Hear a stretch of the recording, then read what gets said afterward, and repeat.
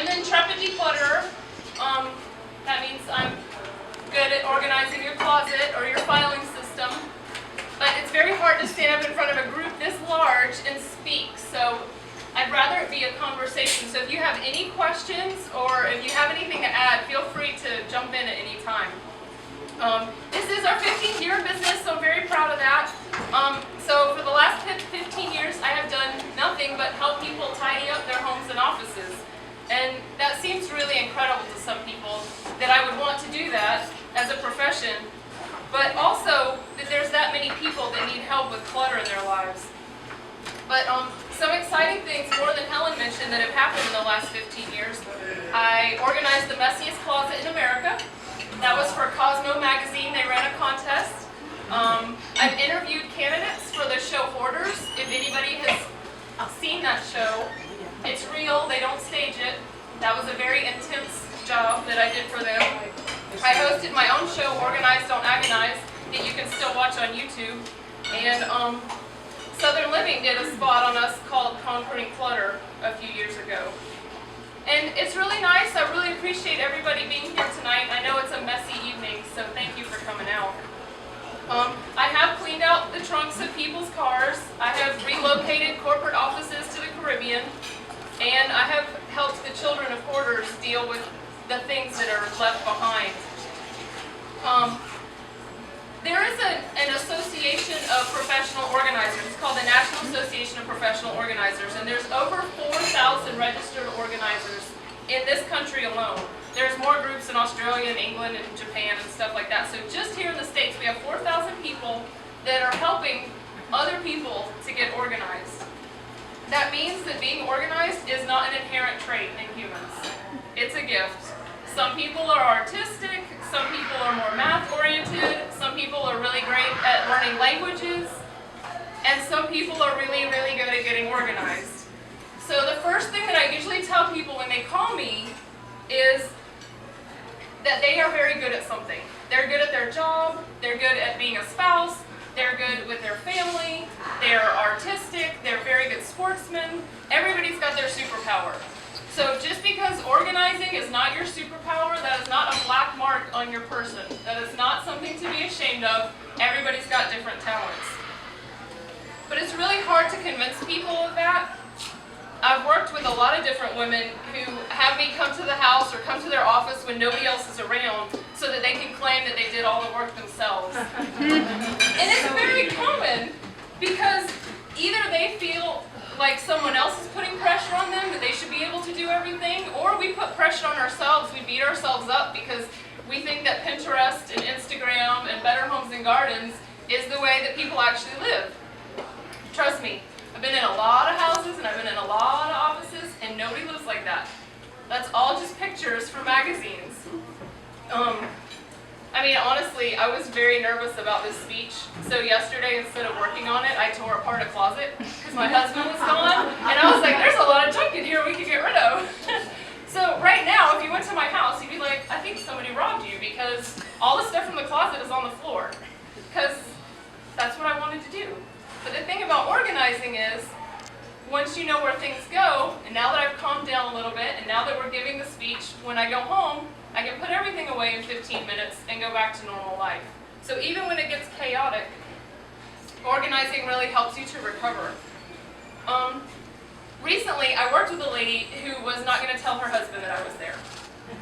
And halfway through the session, I said, are we still not telling him? And she goes, oh no, I told him. And I was like, oh, you changed your mind. And she said that she figured out a way to explain to him why she needed an organizer. Because he was like, why can't you just do it yourself? Well, he owns a major construction company here, and she runs the company for him. And she said, if the electrical outlet is sparking, you call an electrician. And if the sink is not giving water, you call a plumber. And she's like, you're really good at your job, but you know when to call somebody else. So I need Adriel to come. So she had me do the furniture placement, she had me set up the filing system, she had me set up the archival system for when things needed to be moved out of the filing cabinet. Ever teach you the appropriate way to store documents, or when it was time to throw them away, or safe to throw them away. Or did they teach you how to set up your kitchen cabinets so it would be most efficient for the space that you're living in? Or how to hang your clothes up for you, like whether it's by outfit or by color or by size. Most people don't come across those things inherently, and it's not usually something that we're taught in school. And the thing is, even if you have a system that's working for you, life circumstances can change. So being promoted, being relocated, being laid off, getting married, getting divorced, a birth, an illness, a death, a natural disaster, all of those things that's like normal life events can throw your system off and make it even unworkable for like the next stage of life that you're coming to. So sometimes we need a whole new system for a new life, and then sometimes people just need help to get their old systems back on track. And there's 3 phases in life of accumulation as well that play a big part in this. And that is, from the ages of 20 to 40, people get lots and lots of things. A lot of stuff comes into your life between those years. Houses, furniture, cars, gadgets, children, spouses. So it's a season of life where you're accumulating a lot of things. And then from the 40s to the 50s, people typically survive with the bulk of what they've already purchased. The car is there, the house is there, but you're kind of filling in the storage areas, the smaller things. Then it's been proven that in the late 50s and beyond, that's when people are like, wait a minute, this is too much stuff. That's when people really try and simplify. Try and make the kids take the stuff to their house. You know, it doesn't need to be here anymore. Or you try and let things go that maybe you inherited or that is no longer relevant to your life. And then you start to think about how you don't really need so much space or so many things because you want to enjoy life. You don't want to just be taking care of things all the time. So I've spent the last 15 years studying and working with people and applying that knowledge so you guys can control your stuff. It does not have to control you. There's stages of organization too, and you can identify those at any point in your life. It doesn't matter what stage you're at. You can be overwhelmed by your stuff. You can start systemizing your stuff, and then maintenance and refinement is the stage where you're like, I don't really need this stuff. So the goal is really to get to that last phase so that your stuff is taking care of you. You're not spending all your time taking care of it. So the beginning of the process is overwhelmed, and that's usually when most people call me. I'm not going to scare you all night. I am going to give you some tips to help make it better. But the overwhelmed section is the excuses that stop us from getting organized. So the number one thing that I hear from everybody is, I really want to be organized, but I'm too busy. I don't have the time to stop and get organized. So, because you came out on such a disgusting night, I'm going to give you a free gift. Tomorrow, you are going to get 5 hours extra on your day. Because that is the amount of time that the average American spends playing on their phones. 5 hours. That's a really disgusting number. It's so sad. It is. It's gross. That means for a third of the time that we're awake during the day, we are purposefully wasting time. And we're just like, I wish this moment would pass. That's a third of our waking hours. We're only awake 15 hours a day, people. So, it is true, you can do more than one thing at a time. You can play on your phone and drive. Some people do that. You can play on your phone and work. You can play on your phone and watch TV. You can play on your phone and be with your family. But multitasking is a lie. Efficiency experts have proven you can only do one thing well at a time. And if you think about geniuses in history, the joke is that they're very, very good maybe at math or something, but they've got their underwear on their head, right? Because they can only be really good at one thing. So none of us are savants in this room. You can only do one thing at a time.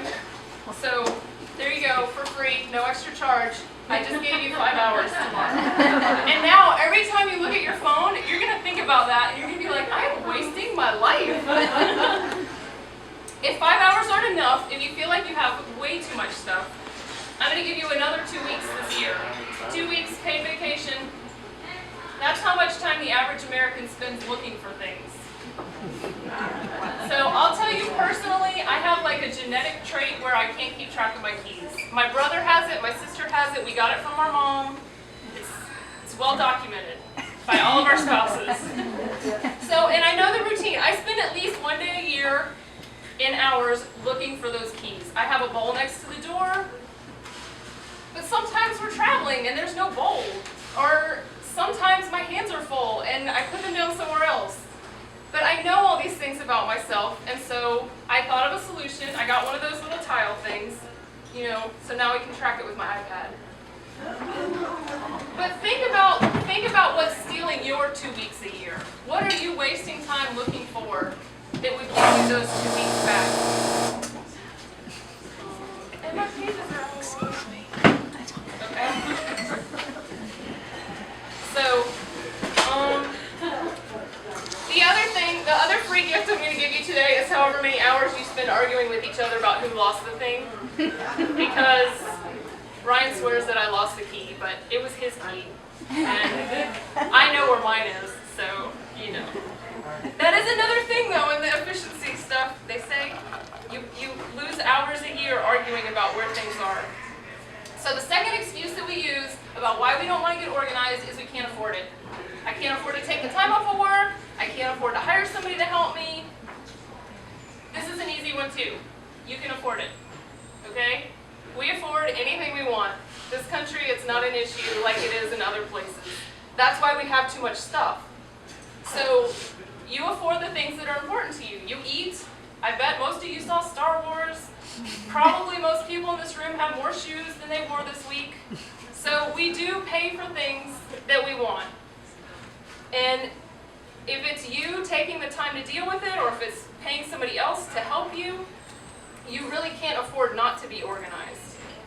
And I'm going to tell you why. Because I worked with this guy who was a mortgage lender. He owned the mortgage lending company. And I worked with them in their offices and got everything set up. And then one weekend he called me and he was like, I have an emergency. And I was like, okay, I thought it was some paperwork that was missing. And he said, my car's been broken into, and my computer was stolen, my phone was stolen, my wallet was stolen, my watch was stolen. I have an emergency, I need you to come and clean out the garage. And I was like, well, that's not really a medical emergency. But the thousands of dollars he had to pay to reproduce that information that was lost, to pay for protective services on the information, he had the entire company's client list of social security numbers, names, addresses, financing, everything was in that laptop. And even if it's got a key code on it, it doesn't really matter. Somebody can get in there if they're smart enough. So he lost all this valuable information because he couldn't park in his garage at home, in a 2-car garage. But do you know what was in the garage instead of his brand new Mercedes? It was boxes from the house that they had lived in before that nobody wanted, so they wouldn't go through it. So they just left it in his side of the garage. So he had all this massive damage because nobody wanted to deal with the junk. And he laughed about it. He was like, this is so ridiculous. I can't believe that for the sake of some stuff that we're probably going to throw away in the end anyway, I ended up having this major professional crisis.